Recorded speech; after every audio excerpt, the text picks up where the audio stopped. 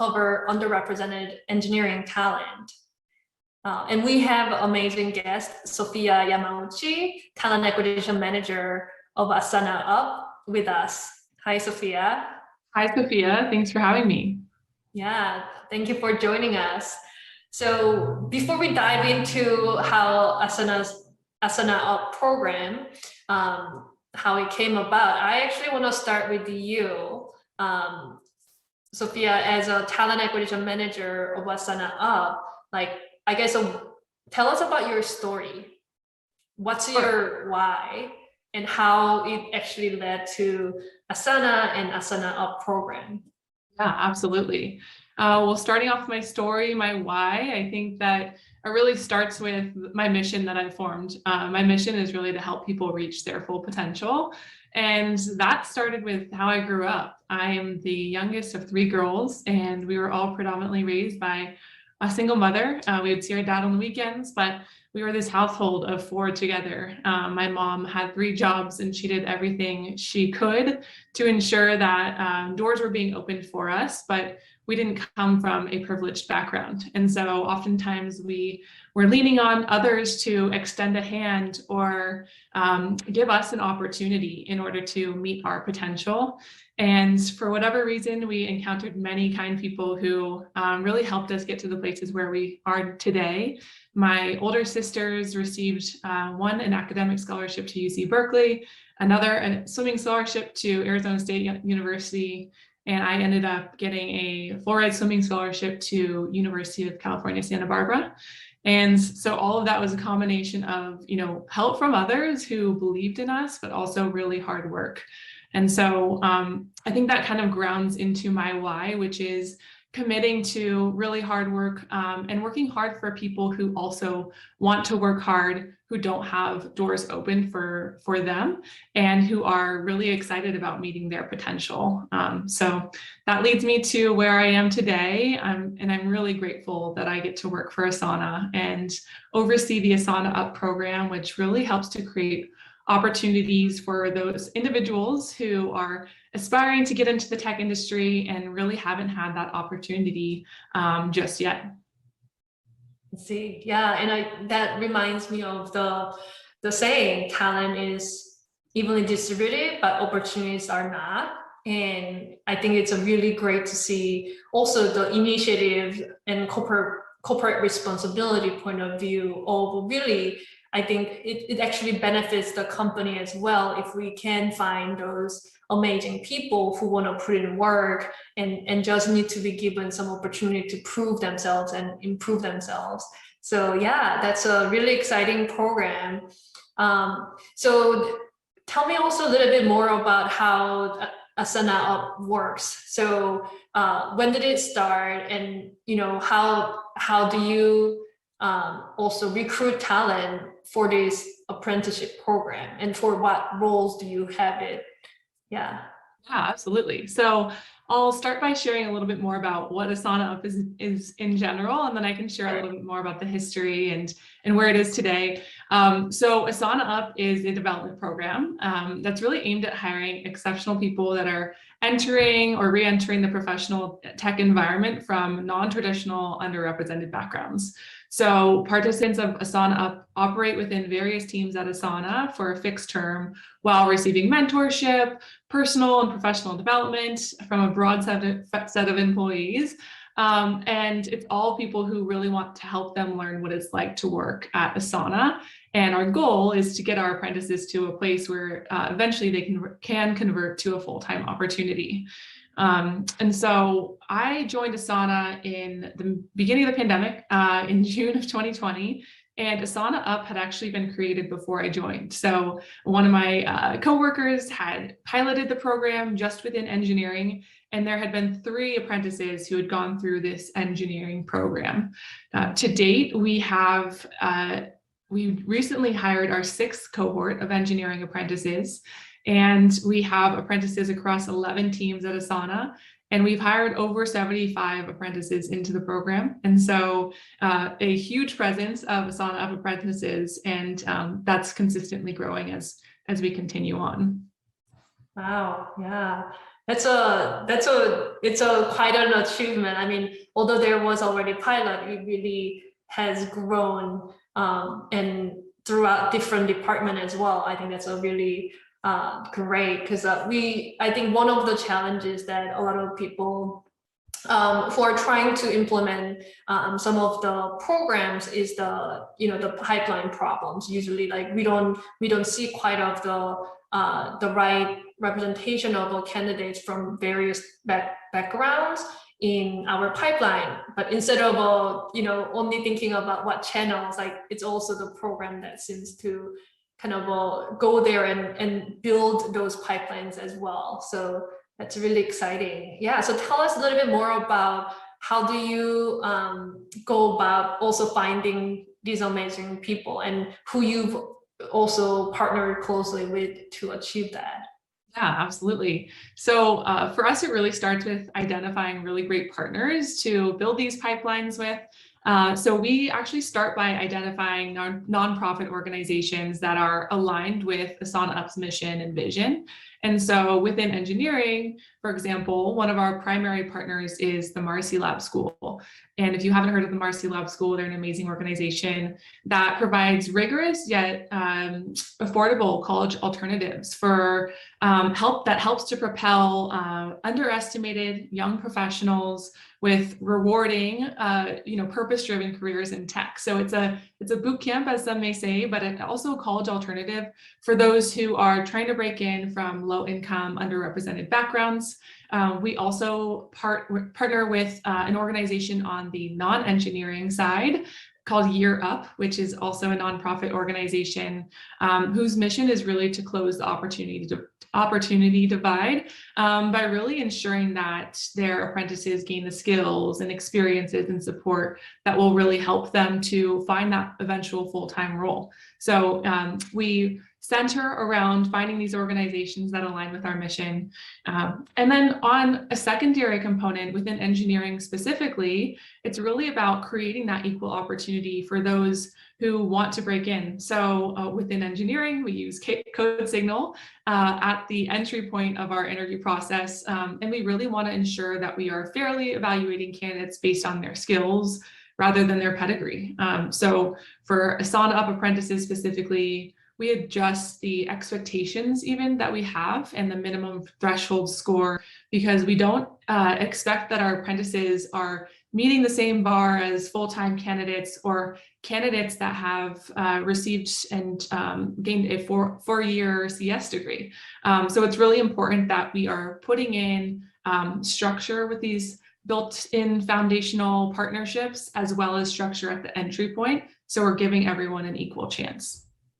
Yeah, I think having that, I kind of the thought behind how we're going to evaluate and how we will also adjust it to ensure that we are identifying the right people for the program. Also, I think will ensure that there is also the more fair way of entering into the program as well, because a lot of these apprenticeship programs, it sounds like apprentices will end up having the chance to join Asana as a full-time employee. So I think that's a really good way of structuring it. How about once you have these amazing cohorts of apprentices, how do you also kind of mentor and develop them throughout the program? Because I think that sounds to be also the emphasis of the program. They really get more of a learning opportunity as an apprentices. Yeah, absolutely. And I'm so happy you brought that up. I would say our secret sauce is with our mentors. The program would not be what it is today without all of the amazing managers and mentors who have participated and given their time. And I think that's a huge component of this because each apprentice, when they come on board, is paired directly with a mentor, manager, and an additional team member. And we really see this as their support team. So this support team works really closely with our apprentices to help them onboard and network and really up level throughout the course of their apprenticeship. And so within that, even we have specific onboarding that the teams have built out to help ensure that our apprentices are not only getting the full employee onboarding experiences, but adding in all of the additional components that they need in order to be set up for success. And in addition to one-on-one mentorship, apprentices really have the opportunity to gain mentorship outside of their teams. So they can be connected with the Asana Up alumni, which is consistently growing crew that we have. In addition to that, they can also be connected with our employee resource group members. So there are so many different outlets that apprentices can lean into throughout their experience on direct team mentorship and also external mentorship as well. And in addition to that, we want to make sure that our apprentices are gaining exposure to teams and leaders outside of their core team. So we have organized lunch and learns with senior leaders within Asana, as well as ongoing development sessions that are really dedicated to helping teach them topics such as learning how to deal with and really face imposter syndrome, or learning how to network or ask for help even. So all of these components lead to that success sauce that I was speaking to earlier. And then the last thing that I would say is apprentices have the opportunity to gather anytime feedback. So that's at any point, of course, they can bring up feedback in that topic with their mentor or manager, but we also want to make sure that structured feedback is taking place and taken into account. So we get together with the support team at the 2-month mark, 4-month end of apprenticeship, if that apprenticeship is 6 months long, to get a deeper understanding of what's going well for this apprentice. What are some of the highlights, specific projects? How have they made an impact? Also, what are some opportunities for improvement or growth areas that we can hone into? Is this apprentice on track? If they are, how can we continue to challenge them? And if they're not, what can we all do as a team to help them get there? So we're very intentional about ensuring that this feedback is very clearly communicated to our apprentices, and that it feels like a two-way conversation as well, and not just a one-way feedback pass, because we really want to make sure our apprentices are able to share their feedback on their experience as well. Yeah, well, it seems like it's a really kind of a well thought out program. And also, yeah, because a lot of the apprentices, it'll be their first job. And I think even, things you mentioned are very important skills that we all need to learn how to work effectively, like the feedback or being willing to have the conversation and asking for check-ins. Those are really great. How about when you think about the Asana Up program overall, how do you also set goals and how do you measure the success of the program overall? Yeah, absolutely. So for apprentices specifically, it's really important that we ensure that everyone is aligned on what success looks like for an apprentice. So upfront, upon joining Asana Up, each apprentice will walk through a success guide with their manager. And this guide really outlines the criteria and the competencies that are deemed necessary in order to get them to that full-time conversion place, so that they know upfront, hey, if I meet this criteria, I'm going to be in a place where I will be able to meet my goal of converting to full-time. Across Asana Up as a whole, we hone in on some of the metrics of conversion to understand how we're measuring success. So as I mentioned, we've brought on it's a little over 75 now, but around that number of apprentices so far. Of that, 78% of our apprentices have converted to full-time opportunities within these 11 teams. And within engineering specifically, as mentioned, we've brought on 6 cohorts, and out of the 5 that have fully gone through their cycles, 82% of those apprentices have converted to full-time software engineering opportunities. So we hone in on the measurements of, hey, how are the apprentices performing within the apprenticeship? And then also, are they getting to that full-time opportunity? Yeah, wow. I mean, those are really impressive numbers. Yeah. Thank you. Yeah, that's really wonderful. How about what's next for Asana Up? How are you thinking, building on this success to even bigger success? Yeah, absolutely. And thank you for that. We are very excited to continue expanding Asana Up and welcoming even more apprentices. into Asana as we grow the program.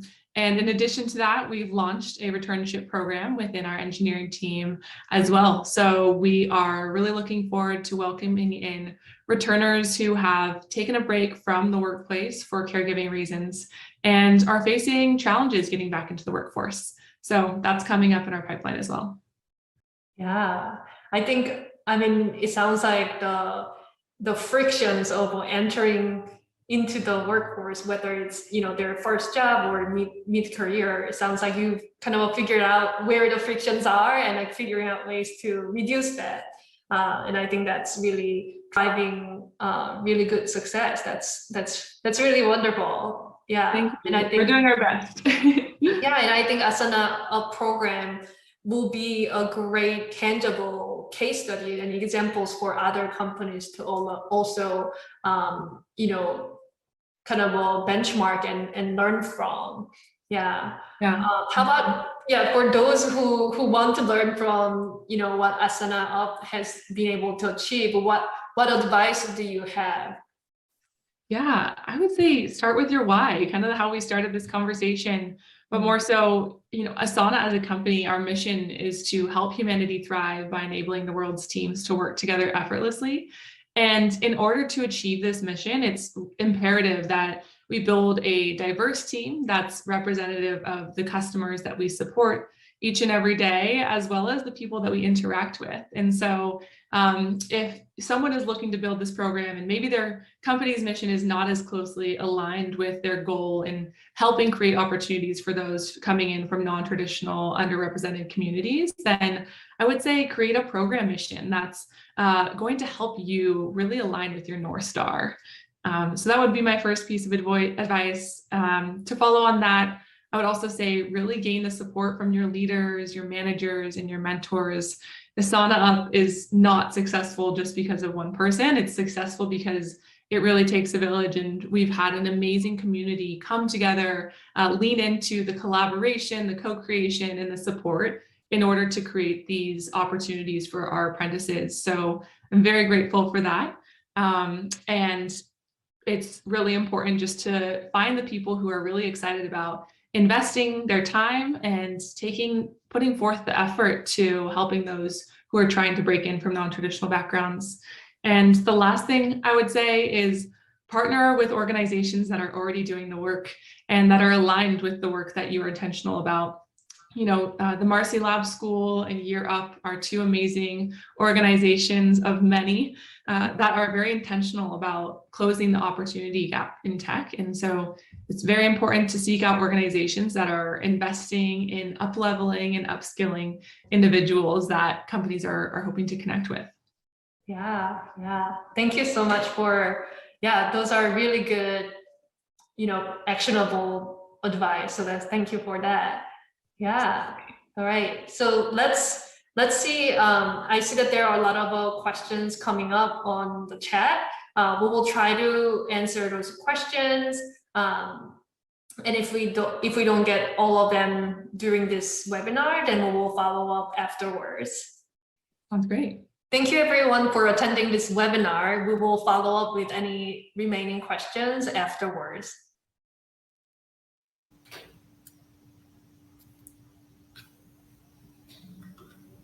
Right, I see a few questions that are popping up already. So let's start with the first one.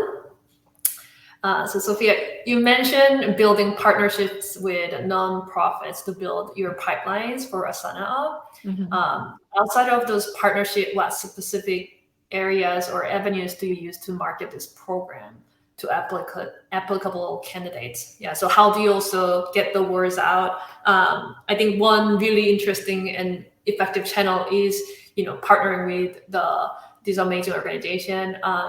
Do you also market outside of that channel? And if so, what has been helpful for you? Yeah, that's a great question. Thanks, Sophia. So in addition to partnering with the nonprofit organizations that are aligned with our mission, that we're building these pipelines with, another component is finding secondary partners. So in engineering specifically, there are several engineering boot camps. I named one of them being the Marcy Lab School, which is a primary partner of ours. but several others, Hack Reactor, Hack Bright, um, Galvanize. There's so many out there that are intentionally oriented around helping people break into engineering or break into tech if it's non-engineering bootcamp.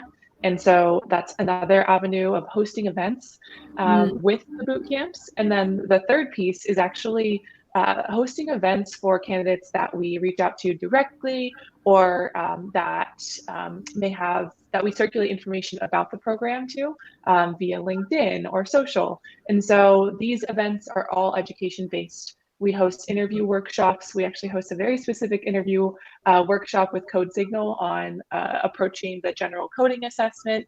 And so that's one part of the series. Another is tackling the Asana engineering interview process.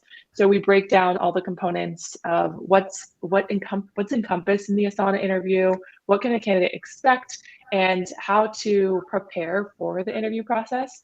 And in addition to that, we want to focus around creating opportunities for candidates just to get to know Asana through these event-based engagements.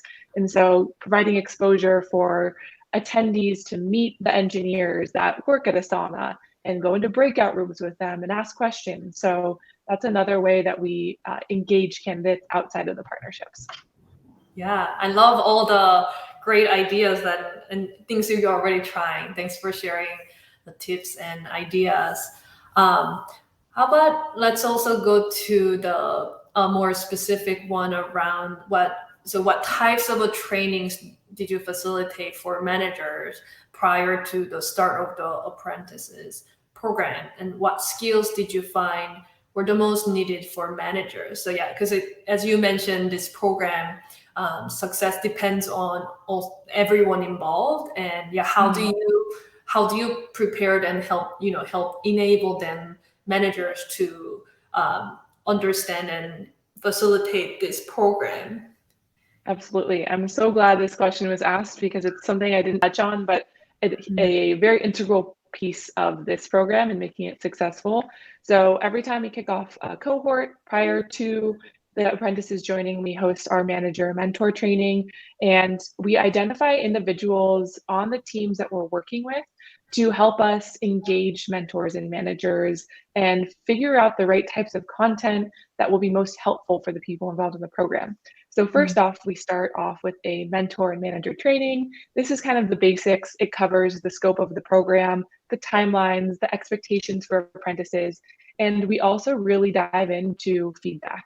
Apprentices, if one thing takeaway is a takeaway, apprentices absolutely love feedback. And of course, they're there to learn and grow. And we really, really hone in on providing the right tools for managers and mentors to be able to give that feedback.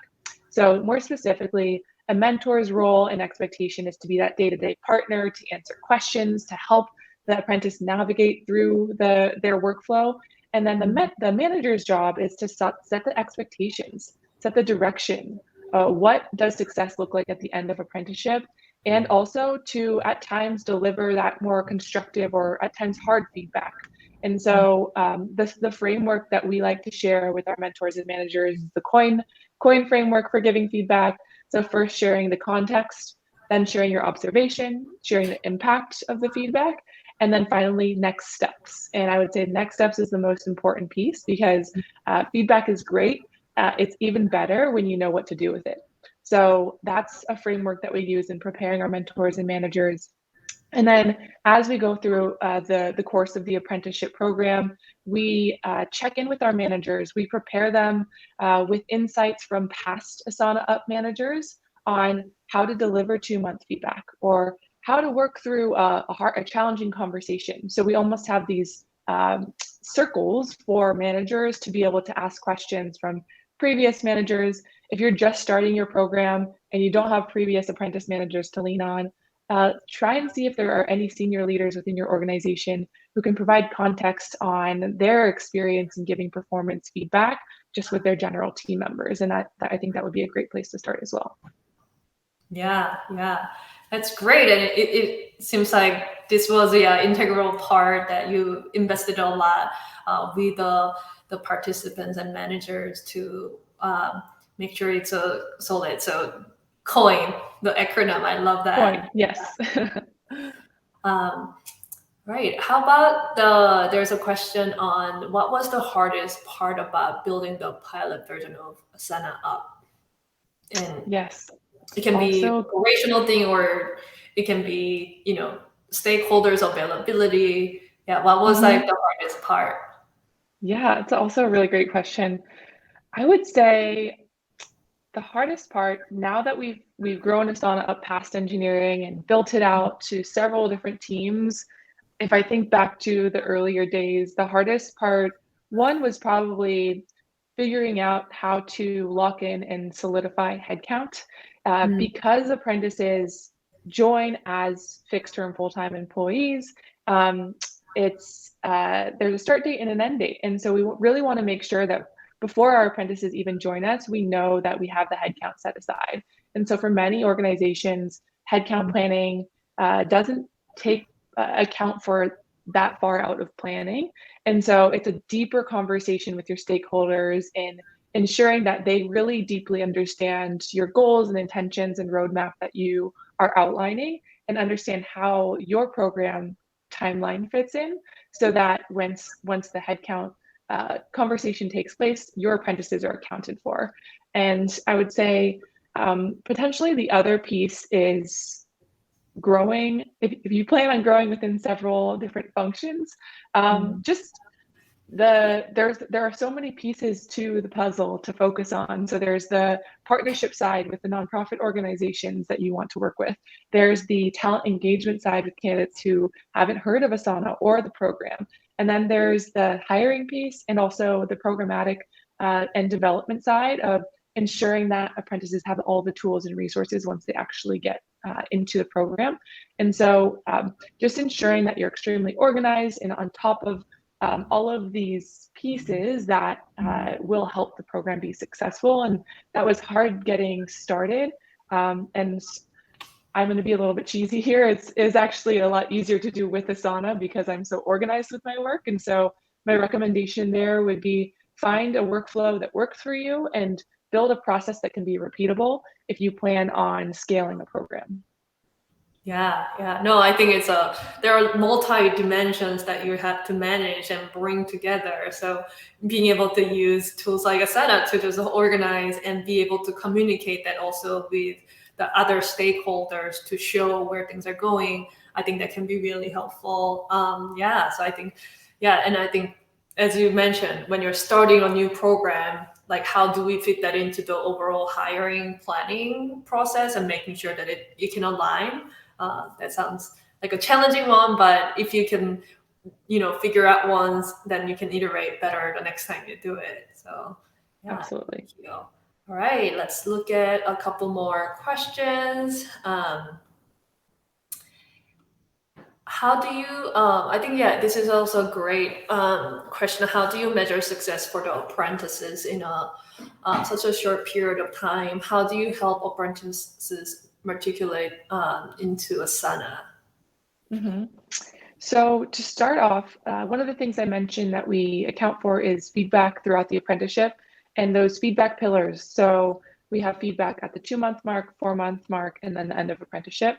But before we even get into feedback, we work with our teams that are hosting apprentices to create a success guide. And what this is you can think of it potentially as a rubric for, if a student is just getting started in school. It's an outline of what they can expect throughout the course of their apprenticeship. And it also details what we expect from them. And so this hones into skills and competencies that we want to hone into. Maybe there's a team building aspect, or maybe there's a technical aspect that you want to highlight. And it very clearly outlines what we expect at the 2-month mark, what we expect at the 4-month mark, and what we expect at the 6-month mark. And so it's this mutual agreement before apprentices even get started of here's all of the things that are going to be encompassed in your apprenticeship, not to the detail of every single project or initiative that they're working on, but more so the broader themes. And then we consistently align with the apprentices at those checkpoints. And it's really important when you're collecting feedback that you're not just collecting feedback at these feedback checkpoints from one person or two, but more so a group. So finding the manager, the mentor, additional team member, maybe the team lead that's been involved in helping the apprentice get on board, and ensuring that you're getting a breadth of feedback from several individuals. And that really helps us identify how apprentices are tracking to the success guide and to measure the success and impact. And so that's the answer to the first question. And helping apprentices matriculate into Asana, somewhat tied into the answer of the first question, ensuring that they have more than one person to network with within their immediate team. And as mentioned a little bit earlier, ensuring that they have mentors and community outside of their team. So hosting monthly apprentice circles so apprentices can just gather together and share a little bit more about what's going well or what's hard for them in their apprenticeship, or connecting apprentices with our employee resource groups, Asana Women or Black Sana. These are groups that are dedicated people who are leaning into showing up as allies and showing up with a community for one another. And we want our apprentices to integrate into our employee resource groups and the communities they feel most connected to from the get-go. So they feel I have support from my team and also support from the broader company. Yeah, thank you. Great. I realize that we are at time, but let me, I think we actually covered a question around how you select partners in the discussion before the question came up. So I think that's good. The last question, this sounds like a lot of work. How many people do you have on your team? Yes, so I joined in June 2020. From June to July of 2021, it was just me. And I welcomed an amazing team member, Jackie Henry, onto my team in July of 2021, more recently. So it's just two of us right now, but we consider ourselves to be a mighty team, and we hope to grow and expand in the future as well.